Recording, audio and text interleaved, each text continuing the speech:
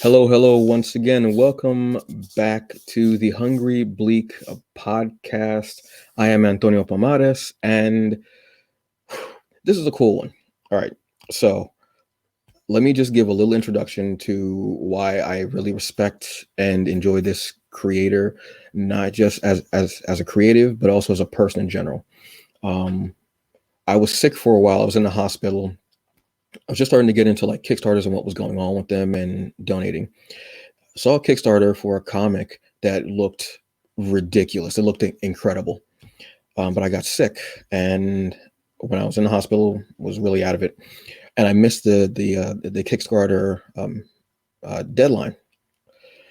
So when I started getting a little bit better, started getting a little more conscious, I pulled my phone from the side of the bed when I was in the hospital, and I sent him a message. I said, "Hey, I know I missed the deadline. Unfortunately, I'm in the hospital. I wasn't really into it. Can I, still put in?" He was like, "Yeah, just look at the package, see what you want to put in." So I put it in, and he was like, "Cool, whatever." And I appreciated it so much. So cool, great. About maybe a week, 2 weeks, maybe. It was pretty quickly. I get a package in the mail. I go, "Oh, cool, bet." I look at it. First off, the packaging that he put it in, the way the books were situated was incredible. It was immaculate. It was wonderful. Then there was a letter in there. It was signed, and it talked about how he and his daughter had packaged it and everything. And that was a great little added touch to me. It's little details like that make me actually follow creatives, because little things like that you don't even have to think about. You know what I mean? You don't, just put it in whatever. Because I got a comic once in a Kickstarter that it was just in a bag, like one of those sealed like comic bags, no back and nothing like that, and thrown into a package and mailed out. And I was like, damn, it looked like soggy bread. And I was like, wow. So to see that detail a little bit is really cool. They started branching out into the merch and such like that, and just a really great guy, awesome. And we're going to be talking about something a little different today, which I like because that's the point of this, is to do something different. So, ladies and gentlemen, non-binary and gender fluid folks, this is Newton Lilavois.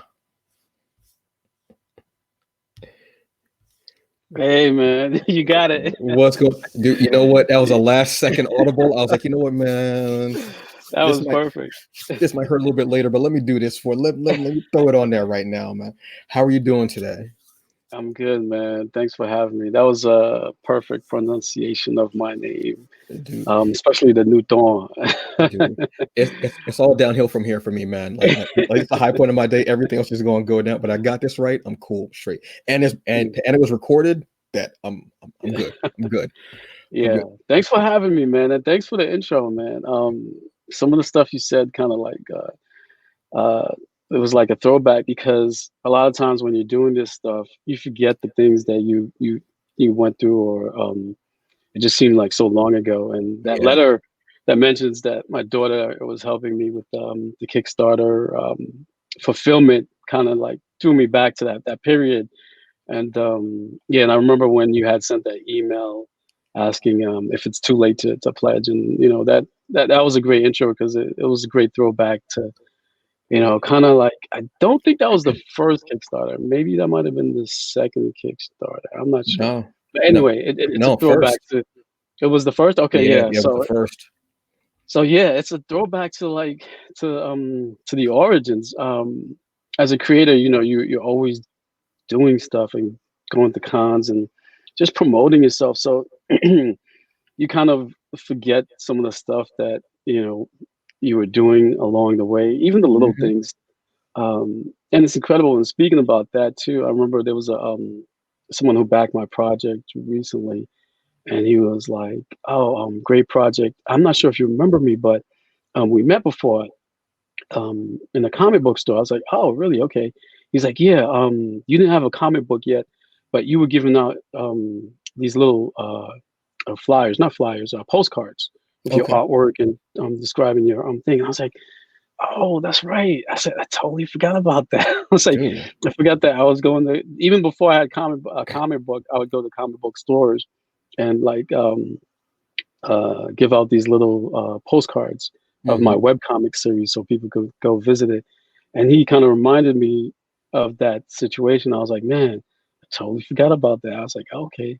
So yeah, so it was just like when you mentioned that whole situation, and I was like, oh, it was like a reminder of like some of the things that you go through when you're just trying to hustle and get people to read your stuff and market yourself. So it's always good to hear things like that, stories like that. Yeah, man, it was just so cool because I mean, first off, I saw like the Dream Fury Comics sticker. It was circle and it's red with a white lettering and the symbol. I actually took it off of the packaging very very delicately and I put it on my tablet case. Hmm. I still have it on my tablet case, even though Okay. this is my second tablet and my third case since. Every time, Mhm. peel it, put it right back on there, man, because it was just so cool. Because again, it's little details like that, and you meet hundreds, if not thousands, of people between cons and marketing yourself and going on interviews and online shopping and stuff like that. You do so. It's hard for you to remember everyone. So if somebody says, "Hey, man, remember me? I was a guy that bought it at that con," but it might not remember. But little details that we give you because it shows that it hit for us too. Mhm. You know what I mean? And how much your project and your passion and the heart and soul are there because Crescent City Monsters is just, dude, I remember opening it up and I was like, damn. Matter of fact, you know what? When I got it, I think you sent me a message later that day when I like showed a picture of it and everything. You're like, oh, you know what? I forgot to give you the Halloween variant. And I was like, dude, you know what? Don't even worry about it. I think like a few days later, it came in the mail. I was like, you didn't even have to do it, but you did it. Like, see, that's what I'm saying. Little details like that are what keep me like, damn, you know what? Bet that this is what's up, because it wasn't just that, but Yeah. also the quality of the product. Because the art is just diabolical. The story is just it, and it blends so well. It's just, yeah, man. It's look, it's one of my favorite comics. I'm gonna be out. Thanks, man. Yeah, I try to the reason why I package and do little things like that is because um I'm a fan of Steve Jobs, the way he ran Apple, right? It was Hmm. all about the user experience for him. So he would like take great pains and efforts to do things with his product, the way the packaging. Hmm. Um, I heard he didn't like even to see like screws on the outside of his the products, like the computers. So they would find ways to hide the screws in the computer, even the phones. But now that he's gone, you actually see some of the screws on the products, right? Because Damn. Wow. the Oh. but he would do things like that, like because he thought aesthetically the screws didn't look good, so he would do a little, and he spent like a great deal of um of time looking at the product and the way it was delivered, the whole customer experience. So when I read his autobiography, I was like, that's just one of the things I took away from him. One of his strong points. I mean, you read about Steve Jobs, he wasn't like the most warm fuzzy person, Mm. but so I just took all the positive stuff. And so that's the approach I like to take with my when I actually deliver my products, that personal touch, because right now I could do that, right? I'm an independent creator. Right. My fan base is growing, but at the same time, it's not so large where I can't take my time off to answer emails, chuck some nice little things into people's packages when they order, take time to write a letter. All of that is part of the experience. They're not just buying the book thing, they're also buying a part of me, what I Mhm. believe in. So I like to include that in when people buy from me. I like to include little things like that. So that's one of my philosophies of I guess just not. I don't like to call it marketing because it's so impersonal, but that's just my one of my philosophies, and when I interact with people who purchase or read my comics. Well, that's, I mean, it shows, and you even paying attention to that detail of Steve Jobs, that shows, and you being able to find a balance and meld the two. That's Yeah, why I follow, I check out your projects, I see what's going on, and I dig it because it's a whole, thanks, man. because like you're saying, it's a whole customer experience. It's great. So, Newton, what are we going to be talking about today? Well, so when you first hit me up, you were like, "Oh, I want to pick any subject, any blurred subject, da da da." And I was just watching one night. No, actually, no, I hadn't watched it yet. So I was like, "All right, let me think about something." Hmm. But I wanted to talk about something that um, when I talk about it, that there would be like a lot of passion in there, right? So Oh not yeah, that I don't have passion for things that are blurred related, but I talk about that a lot, you know. So it's like, I wanted truth. something different, and then I was watching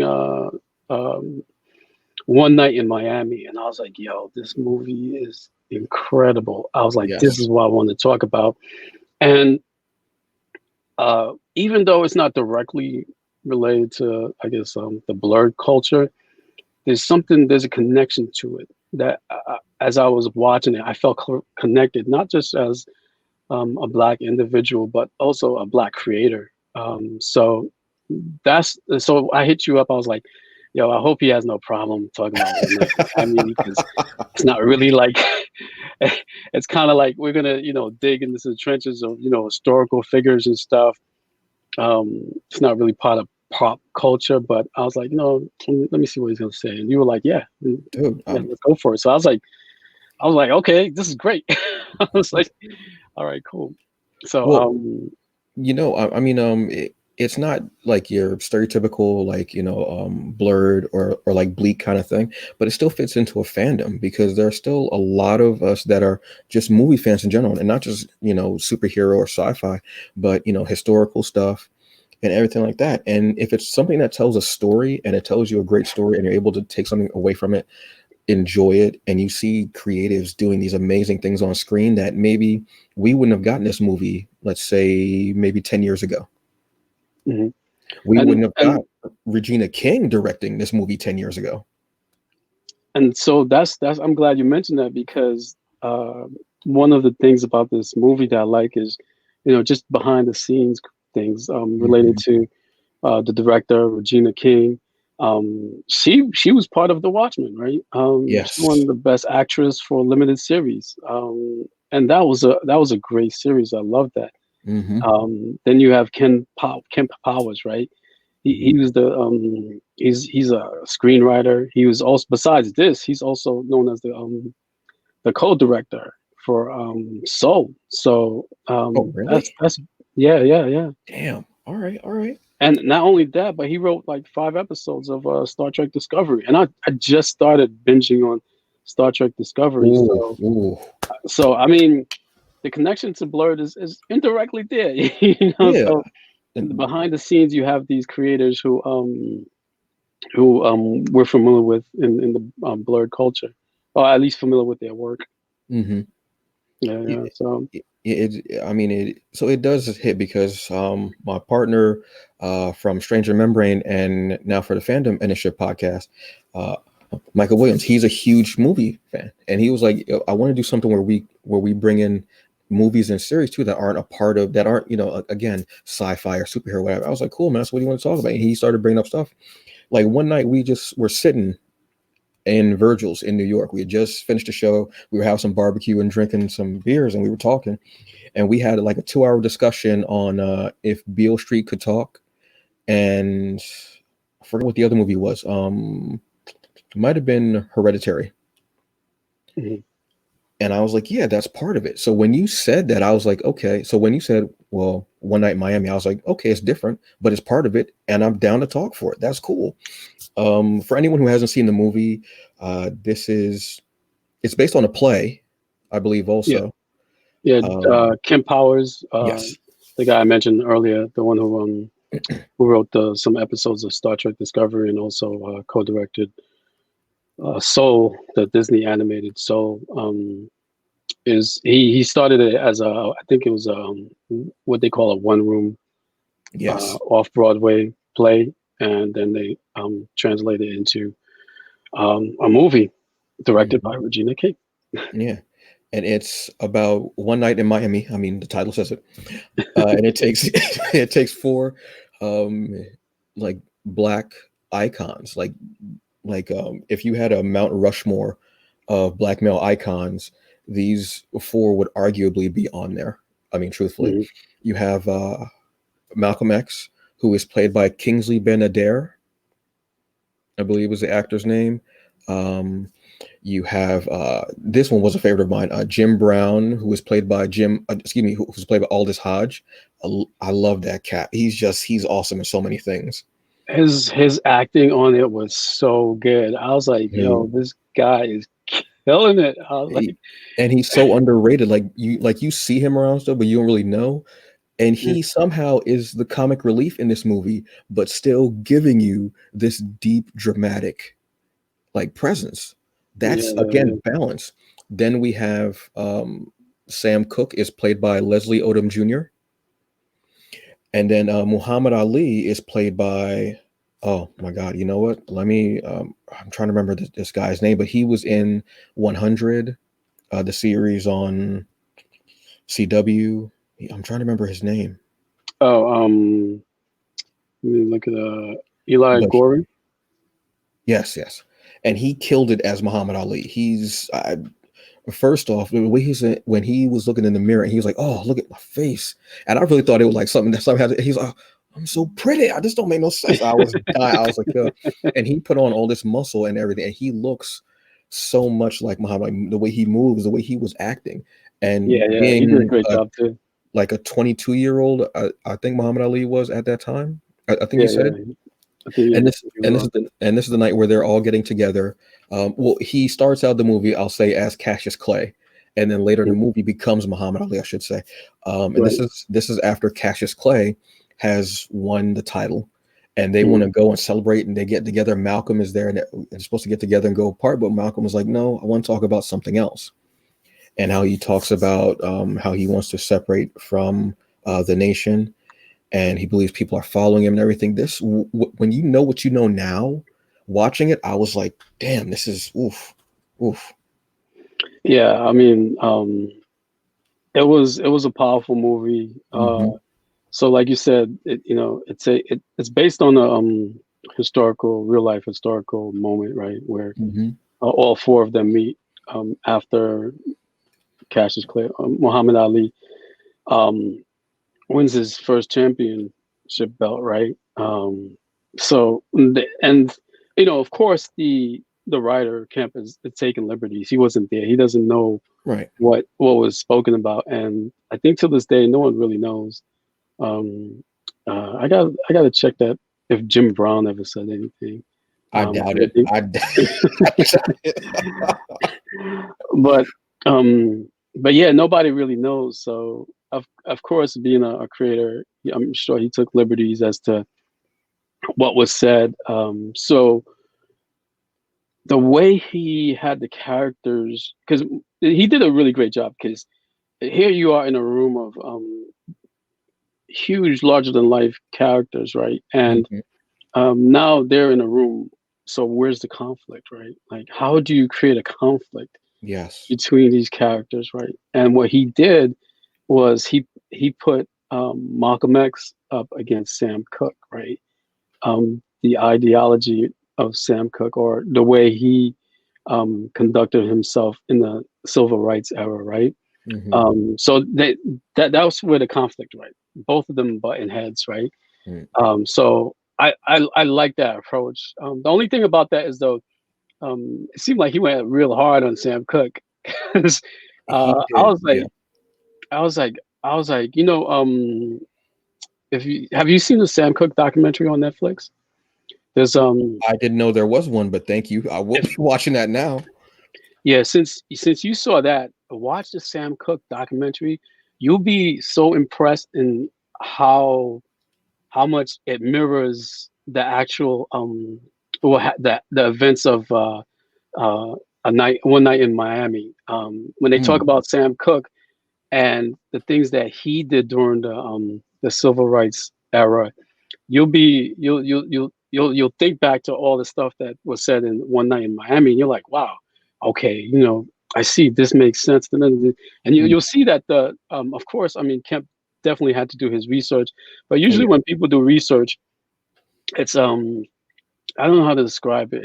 It's they don't really embed a lot of historical research into or facts into it, but if you know at least two of the four characters or half the characters that was in that room understood their history and really read on them, you'd know that this Kemp guy did his work, man. And the way he integrated everything in Mm-hmm. the lines and stuff into the story was really well done. It was like it was like it seems like every line in it, if you understood, like if you read about Malcolm X, if you especially Muhammad Ali, if you read about Muhammad Ali, there's things in it that you would be like, wow, okay, this guy really did his homework.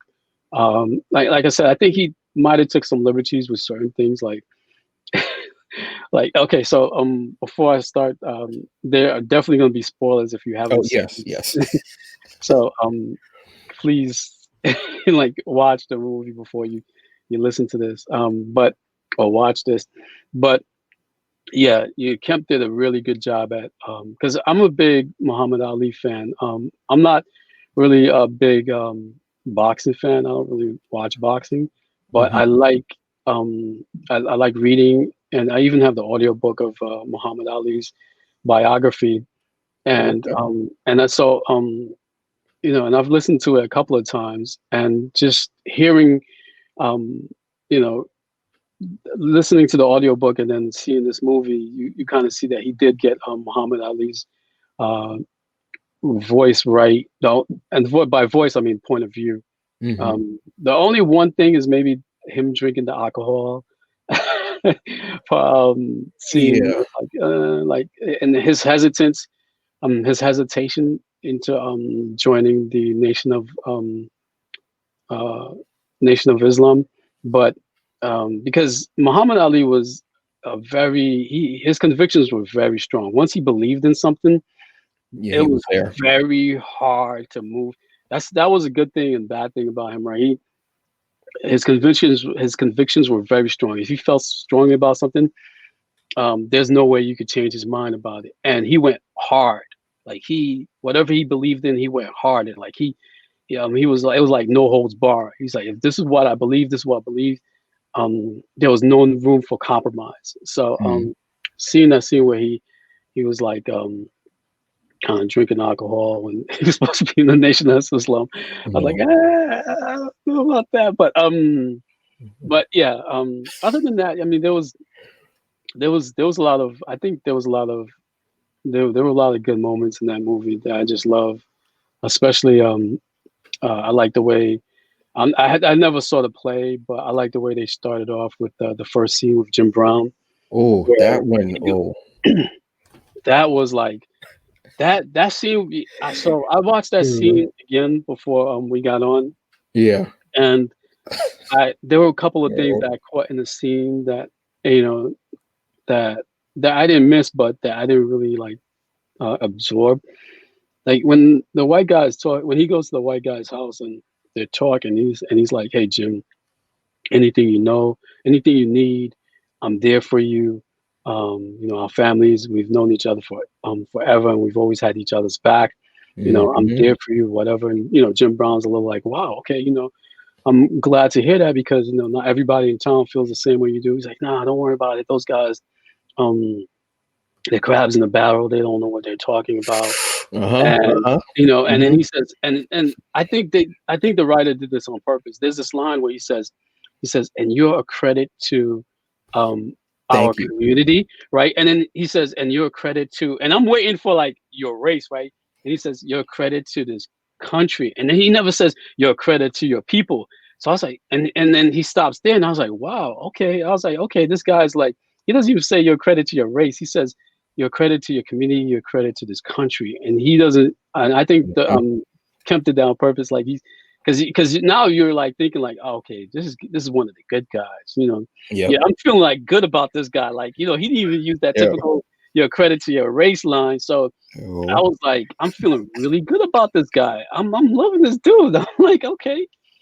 And that scene when he says, "Hey, where you going?" you know, we don't allow Negroes in my house. And I was Oh, like, oh. oh. That scene was such And a sucker punch, like right and to the gut. and what Regina King did is she had him standing outside the house in front of that door while the when the white guy leaves and he's just standing there. And that was like so powerful the way she did that. I was like, damn, Miss King, you're doing your thing. I was like, yo, I was like, she that was good, man. I was like, and starting out the movie like that was good because it kind of like helped you say, okay, this is where the movie is gonna go.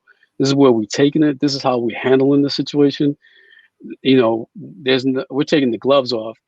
You know what I mean? Exactly. So it was like I was like, yo, this is gonna be good. Like that first scene that you're talking about, it caught me off guard because the actor is Beau Bridges, who Mhm. is part of like the Bridges family. They're like this, acting dynasty. And you see him and you're familiar with him and you go, "Oh, okay, cool, great." Uh, Really great casting because they didn't cast someone who you normally would think of or see as being like a white, Southern racist. Like they didn't get those usual actors who always play those roles. You know what I mean? They got someone who, well, you know what? Come to think of it, if you watched, not Queen Sugar, but oh my God, what was the church show? It just ended. It was also on Oxygen, with Keith David. I can't remember the Oh name of no, that I'm not show. familiar with it. Um, but it was a great series, and he's on it in the last season, and he's kind of just at that level. Mhm. But to cast him, and then he's sitting outside, daughter brings him lemonade, and you really do think you're lured in, like, all right, cool, this is all right. So we're gonna set this off on like a really kind of positive, not all. And you're right, the wording of it is perfect when he does say community and country. He skips over that part completely, and it's so on purpose and it's so on the nose because because we're all sitting there waiting, like we're on the edge of our seats, like just waiting. Yeah, You go, so you're able to relax and go, oh, all right, cool. And then he says, whoa, whoa, whoa, yeah, hold on. And Jim like is a little hesitant, I think, at first when he sits down, and he is surprised. And then when he does get the drink, he's like, oh, I can drink. Oh, all right. And like what he does, and he's like, "Oh well, I'll help you with that. That's cool." And he's like, "Whoa, whoa, whoa, whoa. Where you going? You got no, no, no, no. We don't let you in here." Now you know that, so that even makes you think, well, what was their family history like? We've known each other all these years. yeah. I mean, and That was that was a powerful. powerful statement because it kind of shows you like, okay, I guess it leans kind of towards that whole liberal white idea, right? That white Hmm. liberal idea, right? Like, The oh, allies. yeah, the allies, hey, I'm there for you. I got you, homie. It's all good. I got your back. You know, but then when comes push comes and shoves, they show you what they're really about. You Yeah, know what I mean? yeah. So and you're left outside the door, just like Ooh, Jim Brown was. you You literally left outside. Oh, I didn't even. Yeah, yeah. Oh, damn. Yes. Mhm. That. Oh, you caught it. You literally Yeah, left outside. All right. Bet. yeah, yeah, Yeah. yeah. Yeah, because I don't know if you remember, but a few years ago when things started getting like really tense, there was this thing with white allies where they had like, if we're wearing this like brass baby pin or whatever, that means that you can come and talk to me secretly. Don't say it out loud, but just come to me secretly. I hadn't even thought about that until you just said what you said. I was like, yeah, that was a thing. Wow, yeah. So that scene is so even if that had been like a short movie, that would have been just such a hard hitting scene. But then we go even Yeah, yeah. deeper. Yeah, you're right. That could have been like a a For short real. movie submitted to the Cannes Festival. Yeah, they definitely could have, but if that's your opening scene and you're like, okay, I'm in for the rest of whatever's going on, and we get so much more once we get to Miami and we're at the fight, and you see Muhammad Ali in the ring, and you see Malcolm doing something that you don't really think about Malcolm doing, but he's taking pictures. He has this love, this passion of photography. I love that little nuance, that little added thing, and how careful he was with the camera, and how it was like Yeah, a part of him. Like I thought, and he was so proud of it because but Betty had gotten that for him. I thought that was beautiful, honestly. yeah, yeah, yeah. I've heard comments on that. People were like really like they were really glad that that was included in the film because Malcolm X. People who really are well read in Malcolm X know that he was a big photography head, and he's describing the camera as when they ask him Yes. about it. Hmm. Like a true photographer whose hobby is who loves taking pictures. So and that scene where they're messing with him and they're crossing the camera. I Yeah. love that scene because it showed like how human they were, because it was really like just four friends just hanging out, and Hmm. even though he's Malcolm X, they're messing with it. So Yeah. it's like being with your boys, and it's like when I saw that scene, I was like, yo, that's a dope scene, because it shows like it kind of shows how, even though they're larger than life people, that they're still human, and it's like, and they don't like look at Malcolm X like, oh man, like in this, or like he's got Yeah. like just like the average person would, or somebody who's at that time who's familiar with Malcolm X, and they wouldn't put him on a pedestal. And that's the great thing about that too, because the way it was written was none of them held each other on a pedestal. They had like all mutual respect for each other, and they were Yeah. fans, and they were supporters of what each other were doing. But none of them saw one person as higher than the other. So I Right. thought that was great the way they handled that too, because it made them seem more human. Even Hmm. with Malcolm X, there were times when you're like, man, okay, Malcolm, just lay off Cook. Yeah. He Like was I he was like, went in on Cook really hard, and I was sitting like at a certain point, I was like, I know he's not boxing, but throwing the towel, like he really was hitting him with these. And but that scene, that tension, you could feel it, like even in when Jim Brown and Muhammad Ali are in the scene, like you can almost feel like, because they're like almost turning away, like still there at present, but still turning, because it's so hard. And Malcolm, the way they show him is on this high horse, and looking down. But then when Sam comes back at him, and them going back and forth, like almost like this, not really sparring, because they're not going, comment for comment, but you've had your say, now it's my time to have this say. And the way they were going at it, and I felt it. So that's when I said, okay, that's when this scene is really hitting, because I felt it and I felt uncomfortable, because these are two, again, icons. I mean, that are more so now, and knowing that they're not here anymore and stuff like that, I'm like, ooh. And seeing how it was like, these two black men going at it, who both want the same thing. They both want Mhm. our our prominence, our survival, our day in the sun, I guess the way to say it.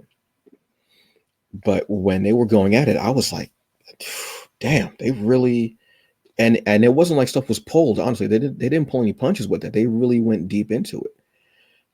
Yeah, Mm, that was hard to do, because I didn't count how long that they did that for, but that was a good like yeah, what 20-30 minutes of the movie. yeah. Which And which to made it do that, even deeper.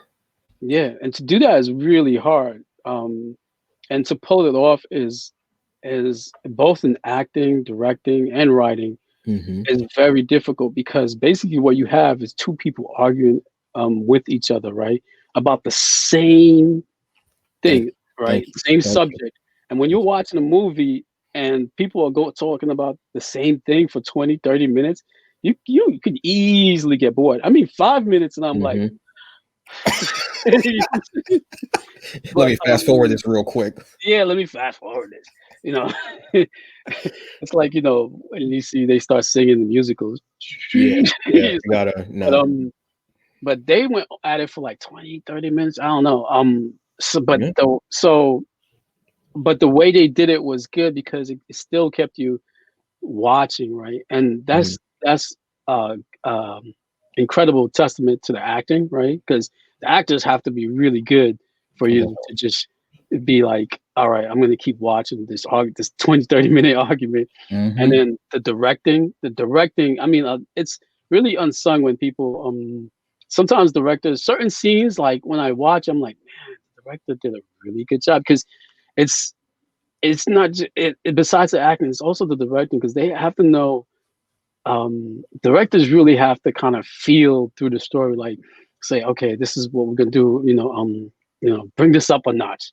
Okay, Hmm. bring it down. You know what I mean? I mean, a lot of the actors are responsible for that too, but the directors is responsible to whether or not that's what's needed in the scene. So Exactly. um, King did a great job at that. And then the acting director and the writer, of course, because they have to be saying words that keep you motivated and captivated, right? Hmm. And they were just hitting on so many different points, both personally and just in general about ideology, and it was really powerful.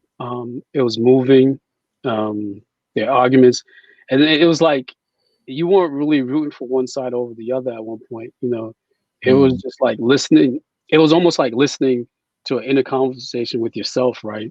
And when you're Yes. trying to decide like the best approach to take, and you're kind of on the fence, like which way you should go. So it was Hmm. like listening to inner dialogue within yourself, like what's right and what's wrong, which is the right way, which is the right way and which is the wrong way. So yeah, it was well written, well directed, and well acted. I mean, it was brilliant. Yeah, and it was you just wanted you just wanted the argument to be over because they were both like you're saying the same thing, and they both were coming at it. But then when they started doing the when there was the comment about being light skinned, and then Oh there was the comment about how he put on the Bob Dylan song. yeah, yeah, yeah. And he was like, "How does that feel?" And I was like, they really were going at it, and even like you were saying, it's a testament to the director because they are directing them through that and having to let them just and Mhm, go and go for like you were saying, yeah, because that seems like 20 minutes, 25 minutes, which is a good chunk of the movie. It's not the whole movie, but it's such a powerful part of the movie, and it's kind of like in the center, I want to say, like mhm. probably about that. And you do, and you're sitting there and you're hearing not just the professional stuff, but even the personal stuff. And when he says, "Man, you ain't got no job," and he was like, I, I felt that. I was like, "Damn, bro, really?" It was funny when he said that. I was like, that's kind of true. But I was like, But I felt but bad too because I was like, "Yo, that is yeah, true." yeah, But I mean, you got a job, but you ain't got a like. And he was yeah, said, he's like, "No, no, no, no, no, you got a job, but you ain't got a job." Like I was like, yeah. all right, chill, chill, y'all, chill, chill." Yeah, Um, yeah, that was yeah. So lines like that, it really was like, and yeah, it was really. I mean, if you haven't seen it, please watch it. mhm. It's a good movie. If you're a fan of Muhammad Ali, I think you'll like it. If you're a fan of Malcolm X, you'll like it. Now, the two characters that I wasn't really well versed on was Sam Cooke, right, and Jim Brown. Mhm. I'm not a real big football person. I've heard of Jim Brown. I've seen him in movies. I knew who he was, but I didn't realize he had such a big civil rights connection. You know what I mean? Like he during Yeah. the civil rights era that he was doing things and saying things to kind of like go against the grain. I knew it was Sam Cooke, right? Because he Mhm. had song. I've heard of songs like the change gonna come. His I think that's like his most famous song. Yeah. The Chain Gang, Mhm. Wonderful World, right? Yeah, I Um, believe so. Yeah. so I knew him in that context, but I didn't realize like until I saw the documentary, the Sam Cooke documentary on Netflix, that he business wise and that he was really out there. He tried to well, he did create his own record label. He had owned his own masters, which if you're a Mm. recording artist, that's a big thing. Owning that's where a lot of the money is made. Yeah. He also made sure that uh, him and his artists uh, they got credit as writers, which I think writers make the most money when a song comes out. Right, they're the ones who get paid the most. Yeah, because they There was get a through reference to your residuals, yeah, like every time it's played, which is incredible. yeah. So business wise, he was right there in terms of black people in the music industry, and so while I wasn't really familiar with those two characters, I like the fact that the movie introduced me to those characters, Mhm. as, or I should say, um, these people as what their what their input and what they did during that era that was so influential. So it had me doing some research on both of them. I Right. looked into some Jim Brown. Um, Unfortunately, uh, he got allied with Trump. So Wait, um, what? He did? Oh, I. Oh, wait. Oh, yeah. yeah, It he was him and somebody else, right? They were. Ray Lewis. Yeah, yeah, Yeah, yeah, him and Ray yeah. Lewis had visited Trump. Jim Brown. Yeah, yeah. So Oh Jim Brown. So I was like, but that's the thing about these historical figures. Like, a lot of times people put these guys on a pedestal, my. and you become more of a myth and legend than you do a human being. Hmm. And not all human beings are gonna um, uh, always fit that mold of what you think a hero is going to be, right, or should Right. be. So, Jim Brown, kind of being a Trump supporter, threw a lot of people off. They're like, man, this is the same Jim Brown who said this and this. Hmm. But I was reading one article where they were like, well, you shouldn't be that surprised because the way Jim Brown is, um, even though he was pro-black, there are certain things that he did in the past that, like, he supported Richard Nixon when Nixon was running for president. So Hmm. you shouldn't. They were like, you shouldn't really be surprised. And they were explaining, some of the background and how he thinks. And it goes to show you that black people as a whole, we're not uh, monolithic. We don't Yes. always all think the same, even though we're all trying to solve the same problems. We have our different approaches, and we also have our own faults. So sometimes, the way you think might not necessarily be right, and sometimes it's not wrong. It's just a matter of perspectives. But that was interesting to learn about Jim Brown. I was like, okay, that's Hmm. and a couple of other things that I don't want to really get into. Yeah, we're not. Yeah, we're not. But yeah, because I think out of the four, yeah, those are the two characters I think that are known, that are still like iconic, but aren't or weren't as sensationalized.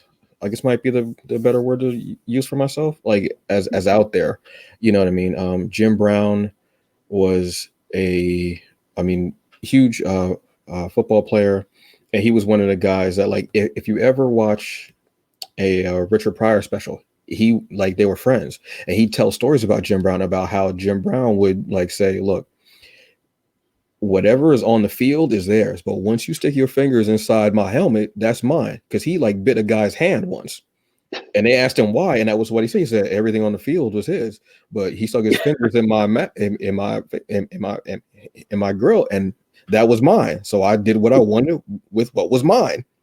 Mhm. And he would always ask for, like, the ball. They'd do whatever to him, and he was like, you know what, give me the ball again. And he just kept doing. He was like this continuous force. But even in the movie, he does, like, they're like talking about him like joining Islam, and he was like, I mean, I was good and everything, but I I like white women too. And I had to chuckle at that, but at that too, because again, Aldous Hodge gives this great balance of, he gives that dramatic and amazing acting and just feel, but then he gives you that bit of comedy as well, but still being dramatic. Like he gives you that dramatic comedic like vibe, which was really great. And then Leslie Odom, who is a phenomenal singer and who is doing Sam Cooke. And when you know a little bit more about Sam Cooke and what he did, like behind this, like Sam Cooke was more behind the scenes, making a change, where Malcolm was more outwardly and showy, making a change. And that was there. And sometimes you have to blend, or whichever one you're more comfortable with, because sometimes it's good to do things behind the shadows and nobody knows until it creeps up on you. But then you also need that fact of seeing it, because it inspires you, it inspires someone else, what have you. And then the thing that chilled me about what Leslie Odom was doing when they lines that he wrote, and when he started talking about Bobby Womack, Hmm. and I'm not going to go into the history of that or what have you, but that chilled me. Like little things like that when they would say names and you know the history behind it and what happened to them and everything, like it chilled me. And it's almost like I was saying, like I felt like a person in the future who wanted to travel back and say, don't do this, don't do this, don't do this, don't go there, don't go to church that day, don't go. You know what I mean? I wanted to say that, but it because you know the ending of what Yeah, happens. yeah, that was another great thing that the writer did too. He so Kemp wrote in lines in there where Hmm. they were all four of them were optimistic, or they would say things about the future, like that they were all thinking that, okay, yeah, we're just we're here, and this is what's going to happen. We know that there's going to be some bumps along the road, but we'll get through it, kind of thing. But Hmm. in your mind, you're like, no, it's a lot worse than you think. Yeah. A lot of a lot of things that are going to happen to you. It's just going to catch you off guard, and it's like you see how Malcolm seems to be the only one of them who kind of like has a hint of what's what's going to happen to him, but everybody else is kind of like just like it's like you're thinking during the movie like, oh, you have no idea what's coming next, because Hmm. they have these lines that they say, like I forget any particular lines, but things that they say that you're like, oh, you don't know what's coming Yeah. what's coming next. So yeah, that was that was a nice cool feature about the movie. Yeah. I also like the scene where uh Malcolm X is telling that story about Sam Cooke Yes. on Oh. stage. I had to look it up. I couldn't find out on the internet whether or not that was a true scene. And Hmm. I think he was performing live at some Boston in Boston for a crowd. And the Yeah. way he told that story was like, I was like, yo, I was like, that's a crazy story. I got goosebumps when they started stamping their feet. Yeah. I was like, okay. And one of the interesting things too is that when he's telling them, out of all four of them, that Sam had the most powerful voice. Yes. I think it was Kemp, right? I think it was something that Kemp believed and was trying to say, because I think Kemp as a writer, I think he wrote that because he believes that artists uh, and art has a powerful voice. So when it comes not just to influencing the minds of people, but also the hearts of people. Yes. So and I believe the same thing can be applied to Black creators, Black comic book creators, as independent creators, because um, I think we have that power to influence not just the minds but the hearts of people. And the one thing is, I never really think. And when I first started out writing comics, um, I was I wouldn't really tell people, like a lot of people, I was a comic book creator, because there's that stigma. Oh, comic books. Oh yeah. Yeah.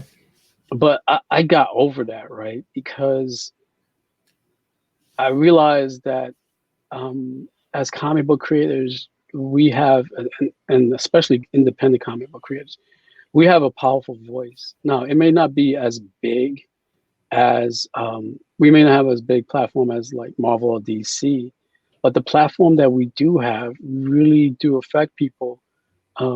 This is so I started this 4 years ago. I decided I was going to do this 4 years ago, and this is the one thing that I've done in my life, in my whole life, that people actually come up to me and they'll say, "Oh, I like what you did. It inspired me. I like the way you did this," and Wow. so like when people started doing that, it felt like, and this is not just me. This is also other creators. I've heard other creators say the same thing. So this is by no means just an exclusive thing to me. I'm talking about other Black comic book creators. People come up to them and say how it's affected them personally.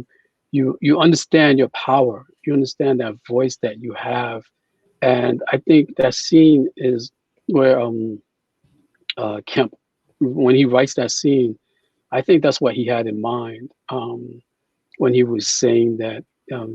I think he was saying that the way I interpret it is, I think he was saying that artists have the power to influence the hearts of people a lot more than that they realize that their voice is very powerful.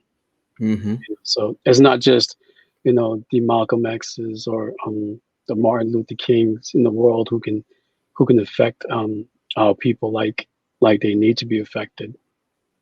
No, that's very true because he was the only. I mean, they each were artists in their own field, Hmm. but he was the one that when you do think of an artist, you think more of that because his voice was the loudest, figuratively and literally, because he was behind that mic and he was in people's homes on records on the radio, like so he was in a bunch of different spots and he had more range of variety, I guess to say, where he was at and the venues that he would do. So he could be, you could put him on after dinner. You could put, him from TV to radio to his records. But him even like that story and them kind of getting back into sync and then realizing, you know, I'm a I'm a fan of you. It's not just the fact that these are four brothers, and I don't just mean brothers, but they're like brothers because that scene when they're tossed around this camera, it was like Malcolm was a little brother and they were the big brothers, and they were like, look, we love you, but the way you talk about this camera, we got to mess with you. And even when he catches it, like he's like, come on, man. And the way that they're making fun of his slang and everything, and they just like it sounds like from Oh, 1940s or something like that. I was like, damn, really? But it felt right. So when they're talking about it, he's like, I'm a fan of yours. I was at this show. And when he's giving them the details and he's sitting there like awestruck, like it's almost like he is in awe of Malcolm because he's like, wow, Malcolm watches me. And then Malcolm is like, look, I'm in the room with you. I listen to your stuff, man. I've listened to what was it? He said like 5 shows that he'd been to. yeah.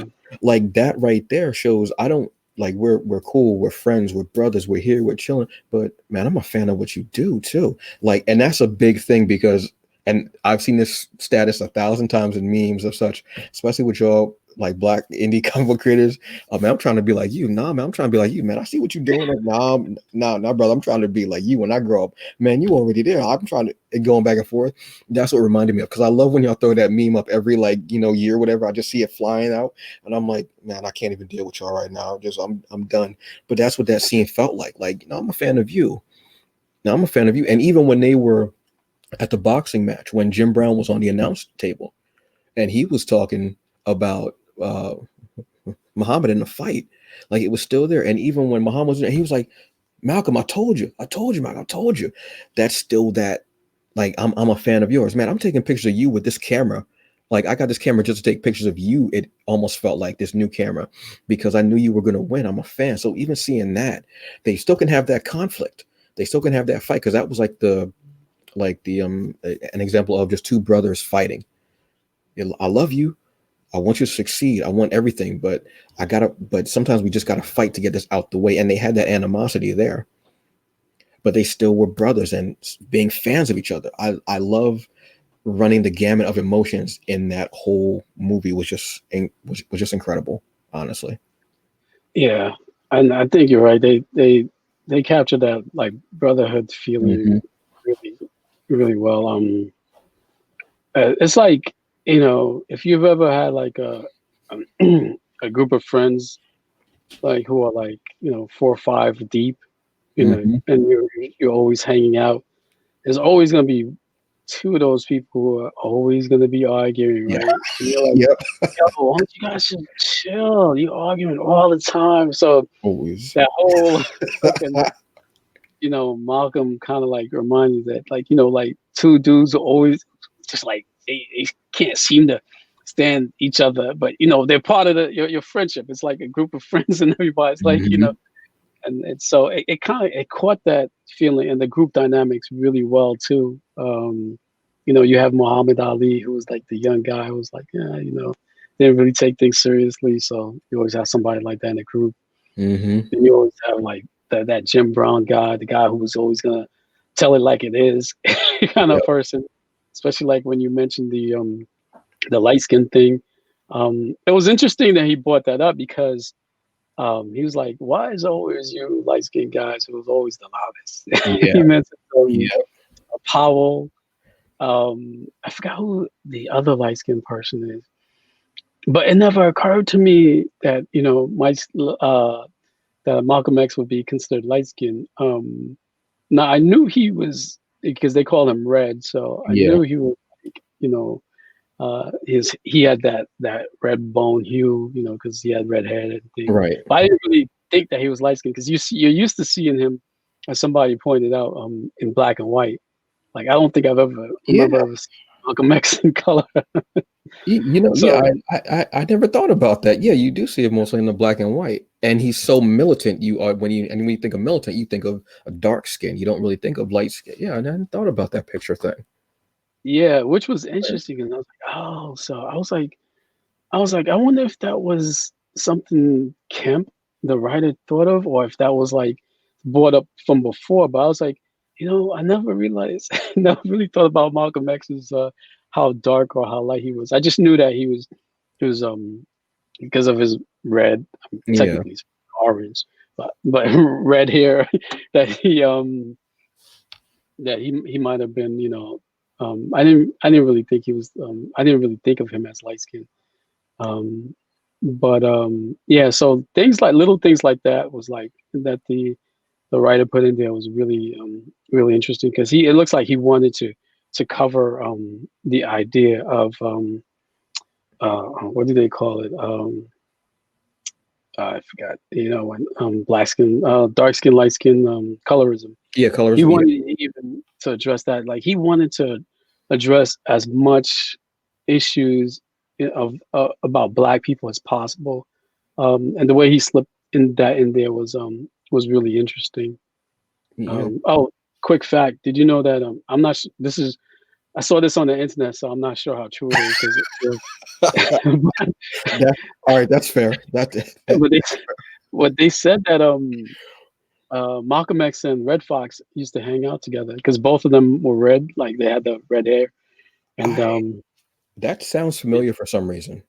I'm gonna be yeah, real yeah. with you. That sounds familiar. I mean, it Because could be something made up, but if I saw like some type of play or short like movie, I would not be mad at it. I'm gonna be honest yeah, with but they used to hang out when Malcolm X was like a thief or a you. pickpocket or whatever. And he was so he used to hang out with Detroit Red as what's a Red Fox was known as. I was like, Yeah. interesting. That sounds familiar for some reason. I'm gonna be honest with you. I don't know why or how long ago it was. I remember hearing something about that on, but again, it's the internet, so you got to take it with a grain of salt. Yeah, Unfortunately, but I mean, it wouldn't surprise me because like when you hear about certain links between people from decades or what have you, and you go, wait, they were because who would have ever thought that these four iconic individuals would have like been in this situation to begin with. But back then, I know because of like Jim Brown, like they used to have like these black summits and such mm, like that, and Jim Brown was involved in that stuff. And you know, I don't. Again, I don't know because I'm not behind the scenes. If they do things like that now, such I don't think they do because I don't believe it's as prevalent an ideas now, and we're more accepted into sports because we be handling that ball like nobody's business. I'm gonna be honest with you. But back when the civil rights era was starting, and it was a struggle then of what it was, like they had these summits, these meetings to talk and to figure out what was going on. I don't know what was said, what wasn't said. I wasn't there. I wasn't alive, so I have no idea. yeah, But yeah, but seeing these four together in that almost like a black summit to discuss these real issues, and then all this other tea gets spilled, and even like when Muhammad gets mad at Malcolm because he feels like, and you can see that coming, but you watch it build, and then when you see him, and Muhammad has been the carefree again, yeah, that carefree 22-year-old kid. He just won the title, he's happy that he's on top of the world. Everything is the world. Miami is his right now. And then he finds out what he thinks, that Malcolm is just using him to get people to come to him. And when he's so angry, and then when he's like, again, that brother thing, you know what? Yeah, I'm gonna go out and talk to these people. All right, well, I'm gonna sit here. No, no, no, no, no, no. Come on with me. He's like, you sure? It's like, I want you by my side. And when he announces it, again, it was that brother thing of, you know what? Yeah, we just fought, but I still love you, and we're here. We're together. I'm gonna make this stand, and I'm gonna make the stand with you, not in front of you, not behind you, but next to you as your brother. And that scene, and just for this to be Regina King, yeah, Regina King's first like directing role, like her debut. I, she's been studying, learning crap. She's been sculpting this. I don't know when she decided to start doing this, but I'm so glad, and I'm waiting to see She what did a else good comes from job. her. She did a really good job. Yes. Um, and I think um, the directing was excellent. The writing was it was Hmm. excellent too. Like that scene that you mentioned, it's uh it's incredible because uh, when he goes out and he's about to face the reporter. No, actually, I'm sorry. Let me take it back. What you can see when Muhammad Ali gets angry, right, at Yes. Malcolm, and he feels like he's been using him, right? Um, if you remember earlier in the movie, when they first introduced Malcolm, is when you see Betty Shabazz, and then Malcolm walks in the door, and she's like, well, did you tell him? And he's like, and he's explaining to, and I think it was, I have to look it up. I wasn't sure, but I think they made a reference to Louis Farrakhan, Yes. Yeah. Hmm. because, and he was like, and Malcolm was explaining to Betty, like, well, why he couldn't get Farrakhan on board, because he's like telling them, well, basically, it's like, telling somebody who, you just converted to a Christian that Jesus doesn't. You don't. Jesus is not who he think he is. They're gonna the way they're gonna react like um they're not gonna react in the way that you think they are. So Exactly. that scene. I think when he says that kind of helps explain, even further explain Muhammad Ali's reaction later without getting too much. You know what I mean? Without Yeah. getting too deep into why he made that big jump from, oh, you're just using me. You know what I mean? Because it did seem like a big jump, because he's telling them, okay, I'm leaving, and then Muhammad Ali's like, what? And he immediately gets Mhm. mad and thing, and Muhammad Ali explains like he's mad because he feels like Malcolm is using him, and I think that when Kemp wrote that scene earlier, explaining um, why he had a hard time uh, convincing Louis Farrakhan to come over his side, is it kind of helps also explain that Muhammad Ali scene later on. So if that was Kemp's purpose, I think he did a really good job at doing that. You know, Yeah. It was wonderful. Like leaving little breadcrumbs. It's enough to you can reference back to it, so it has a bit of a foundation story wise, but it wasn't something that was hit over the head, because that's how like actual conversations can happen.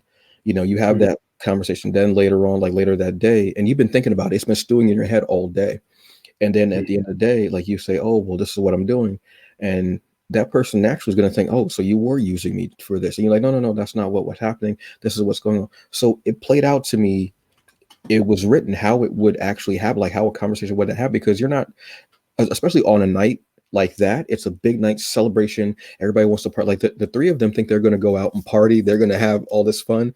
And Malcolm's like, no, we're going to sit in the room, and we have ice cream. We have vanilla and more vanilla. And That scene was good too, because that it shit showed had you me how mad. in touch Malcolm X was with like social, like Yes. socialized. Yeah. You 'cause you like, he's like, we got ice cream, and he's like, yeah, what flavors do you have? Is vanilla? And And Jim Brown's like, oh, isn't that ironic? you know? yes. Yes. Thank you. Because he was like vanilla and more vanilla, and like Yeah, that scene was great. And he was like, "Well, I can send the brothers to go get." So he's like, "Nah, nah, I'm good, good man, I'm good." Yeah. Like yeah, like little things like that. Yeah, do show that again. He was this man that could inspire a nation and could speak to hundreds of thousands. But three men in a room. I got vanilla and vanilla. I mean, I could get you some other. I don't know what you want. Like what do you want to eat? You know what I mean? and Like and they you make they touches. make references into how he's changed as a person too, because like there's Hmm. one part where where they like you mentioned earlier, where he gets angry and he shifts to like the old jive talking, like Hmm. and he's using they're making fun of him because he's using the old slang. Because Malcolm, he comes from the streets. It wasn't like he was but you could see that over time, as he developed his ideology, it also probably changed his way of just his personality too. Because if you're coming from the streets, you would the Malcolm that he becomes, or the character that he becomes later, is like you wouldn't think like, this is used to be Malcolm X. You know what I mean? Yes, exactly. It would have to be two total personalities.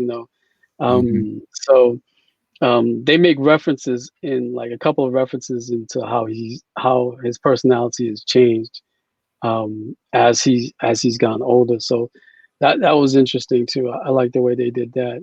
They really dug deep in terms of putting things into the lines, to show you character growth, character change, and Yes, it was yes. really well thought out. I mean, it was. I can't say enough about this movie.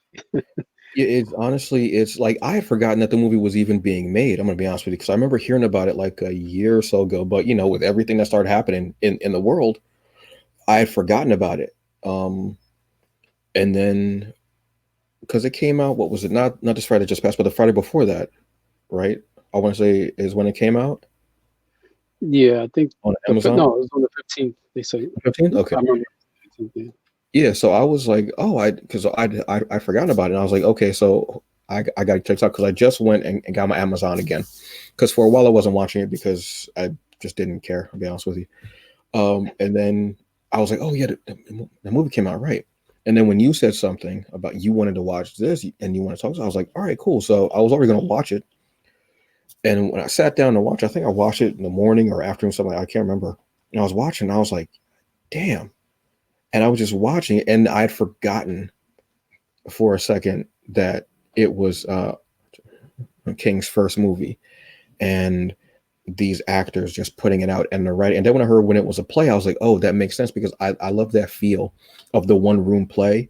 That was one of the things I loved about Ma Rainey's Black Bottom Mhm. was again that one room feel. I mean, there are other things going on, but it's that one room where everything is really going down with all the interaction. We're getting all of it. Was that a play also? Yes, yes, yeah, that Yeah. was a play also. And I didn't know until afterwards because the way it was written. I like when movies are like that. I like when it's like a one room because you Mhm. get so much because to have everything in that room between conflict and like all the arcs and the different personalities and seeing how everything goes together in this one room is always a testament to writing, directing, and acting, and knowing that timing of when not to, how much to put out, how little to put out, little things like that, like little nuances and details. So Yeah. that's I'm killing it. speaking of that movie. I'm glad that was Chadwick's. Yeah. Not it was his glad. I'm not. Let me take that back. I'm glad that um, before he passed away, that was um, his last movie.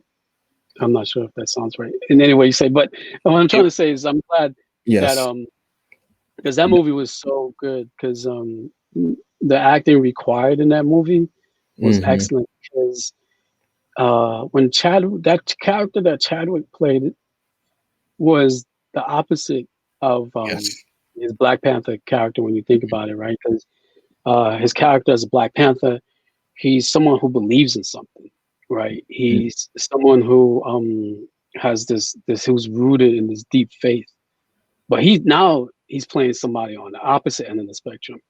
This Yes. person has no faith, Hmm. and he's like, so it's like, and it was interesting to see and how well he played the character. I mean, it was I mean, that scene where he's describing what happened to his dad, I was like, Yeah. that captivated me, man. I was like, oh man, I was like, yo, he killed it.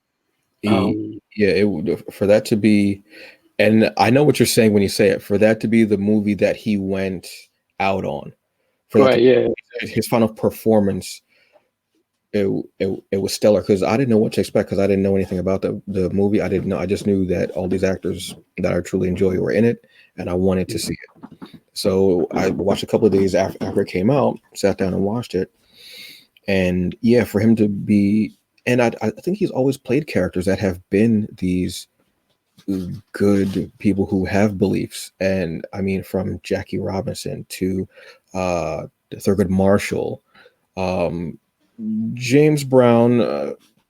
Yeah, I mean, compared to the character that he was in Ma Rainey's Black Bottom, yeah. And to see him do that and how he was about the shoes and how he was towards the girl and just the way that he was talking and the way his movements and everything too was so different. And when you see it, you forget and then you remember that he's not here. And yeah, yeah, it makes it more poignant. It makes it so much more. And and you remember that's how talented he was. Even when he was going through all that, he was still doing this. yeah. He was good, and I don't mean to say that. I think his character was a good character, or even a bad character.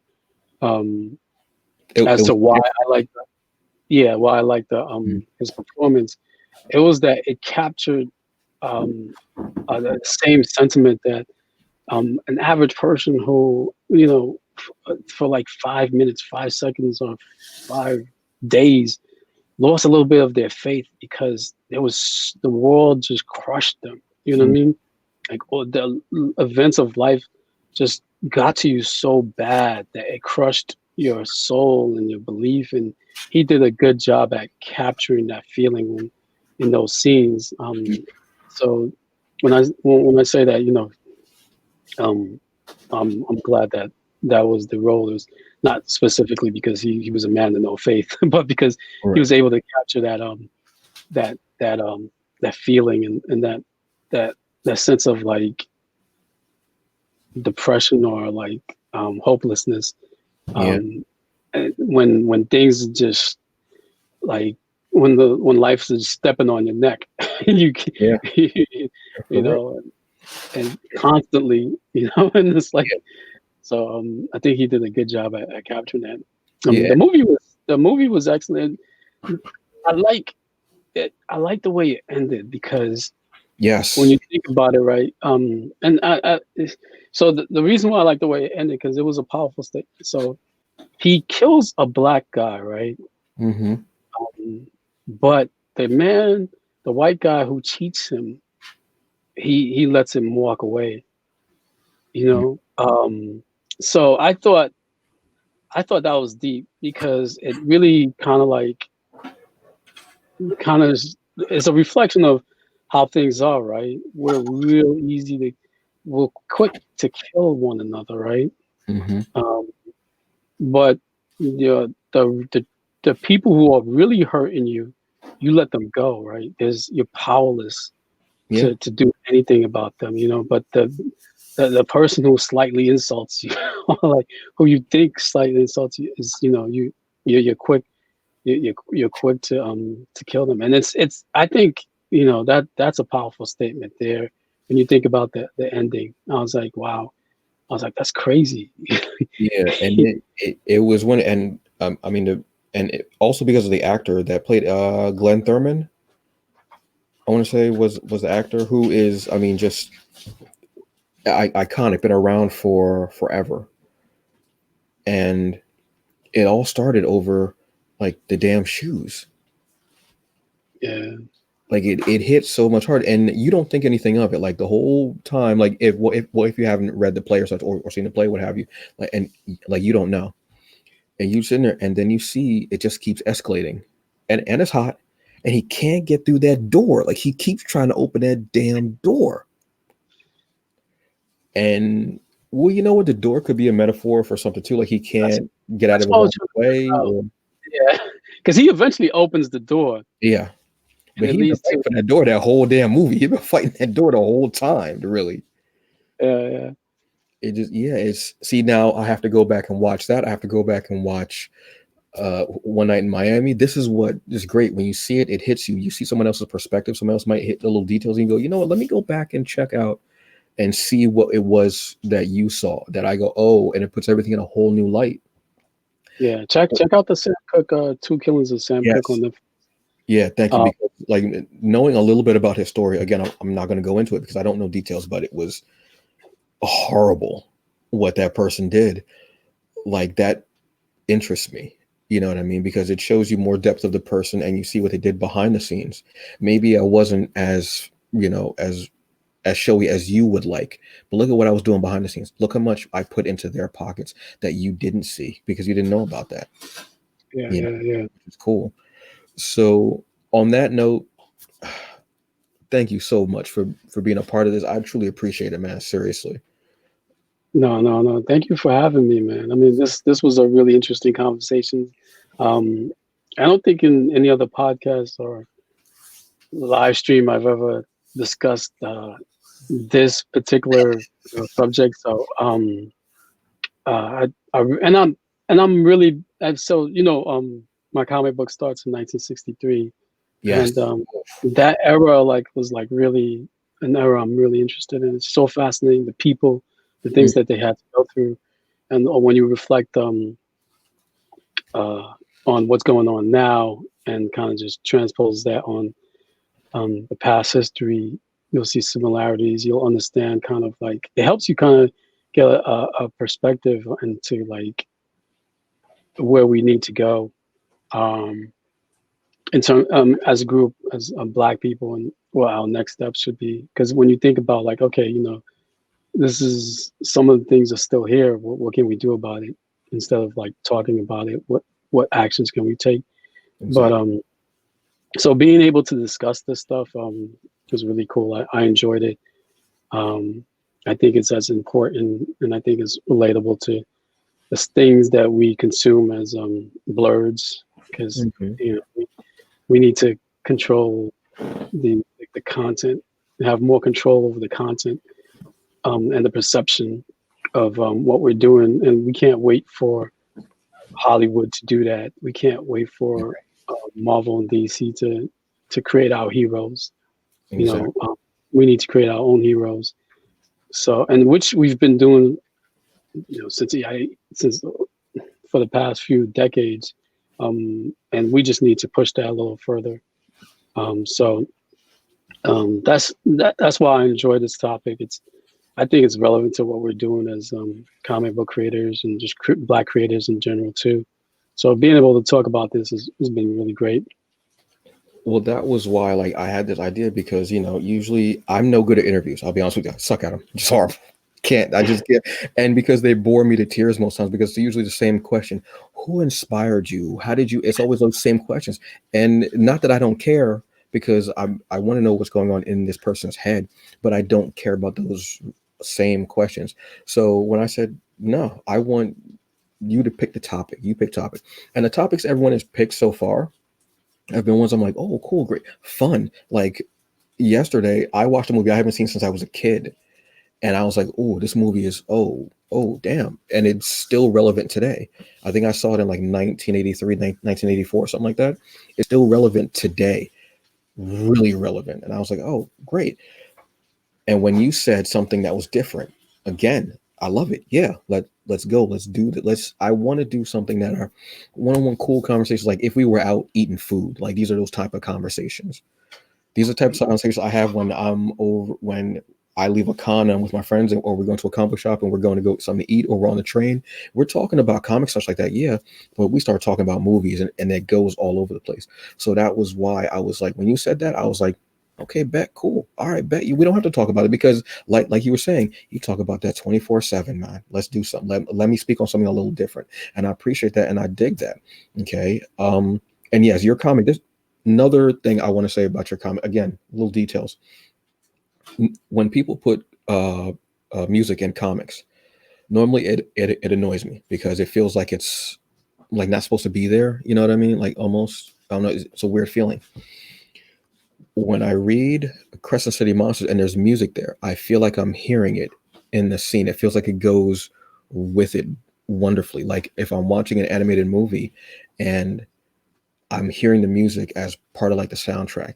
I love that about the comic. That's one of the most endearing things possible to me. And I, again, little details. I don't know how you guys did it. I don't know what you did. I don't care. Keep doing it because I dig it. Whether Thanks, man. whether it was the scenes in decades past or the scene it's in the French Quarter, I want to Mhm. say Yeah, yeah, yeah, yeah. when they're playing music, I felt it and I loved hearing it. I could hear the people walking around French Quarter, the footsteps. I can hear like the little murmurings in the background, people talking, and I could hear the music too. And I don't care how you did it. I just love that you did it. You and Giancarlo. What? Bernal, yeah. Thank you very Yeah, Giancarlo Bernal, yeah. It's much. Gian, but I usually like just I just flirt into one word, Gian, but it's Gian. And see what I Um, told you? I would start out high, and everything would just fall downhill, man. no, That's no, I was oh correcting myself because because I yeah, felt like I was doing it too. yeah, I'm too. no, no, no, because I have the bad habit of just like saying his name as one syllable, like Gian, Oh, okay. Gian Carlo Bernal. I should take my time. What's up, Gian? But I mean, amazing stuff. And he's from the Philippines, right? Yeah, yeah, he's in the Philippines right now. I Oh, love. well, he's based in the Philippines and always have been. Yeah, I mean, Um, well, you know what? My best friend of 30 years. Damn, that's a long time to be friends with somebody. Wow, 30 years. He's from the Philippines. Um, he's been yeah, here. big shout out to the Philippines. Yeah, man. My One my of my sister best has a friends. lot of Filipino friends, and she says they're like the southeast version of Haitians. Um, I never thought about that, but come to think of some of the things that I've discussed with him, yeah, matter of fact, yeah, I never thought about that. So yeah, shout out to the Philippines. It's awesome, and shout out to Dream Fury Comics, Crescent City Monsters. You're gonna be having a Kickstarter coming up soon, I believe. Not anytime soon. I thought you had it coming up soon. Damn. But I will try to do a couple of Kickstarters, but Okay. nothing in the works right now. I mean, my last one, the one that I had in August, out in 2020 of August, that wasn't really planned. I really was only going to do one Kickstarter for the year, but but I saw how well people were doing in Kickstarter and the comic Yeah. books, so I was like, okay, let me instead of fronting all the costs of producing the comic books, let me since I was like about 80% done. I was like, let me do a Kickstarter to fund the rest of the comic book. So it turned out to be great timing. We did really good. Yeah. I mean, it's also like I said, the comic is great. What I'm gonna do is I'm gonna drop links in the comments or the description so people can go and hit up the comic and get that incredible goodness because there's a lot going on. You also have these amazing. I should have wore the tee, but I wore it the other day and I haven't done laundry yet. Damn it, man! But I dig that when you know how big a t-shirt head I am. I mean, you can see, you know how much of a big t-shirt head I am. When I saw you had tees, I was like, I was rubbing my hands like Birdman, like, oh, word, all right, I see you. Looking like Spice Adams. I was sitting there like behind the tree, like, I see you. And I loved it because the art is on point. I believe in the book, and I love being a billboard, like a walking billboard for indie comics. I love it because you guys are putting it all out there, and I dig it, man. Thanks, man. So everyone, this has been Newton Lilavois. I think I pulled something that time. I don't think I put enough on it that time, but I No, that think was good. that That was. even that's on the supernatural. Like you say that every day. I, you know how many times I practiced your name, like to say it because this is not the first time that I've mentioned your name. I've mentioned your name a few times on there. I'm gonna be real with you for real. Um, I constantly say people's names, but I don't say anything because that's not why I'm saying your name. I'm saying your name because I want people to check you out and check out your product because it's awesome. Dream Fury Comics, outstanding stuff. Again, thank you so very much for joining me on this day and having this incredible topic to talk about, man. I definitely appreciate that, dude. I do. Yeah, I appreciate you too, man. All right. So everyone out there, have a good rest of your day or whatever you're doing. Enjoy yourself, eat something tasty, and do the best you can with what you got because that's really all we get. I'll be honest with you. All right. So y'all have a good day. Enjoy the rest of it and peace out. Bye, guys.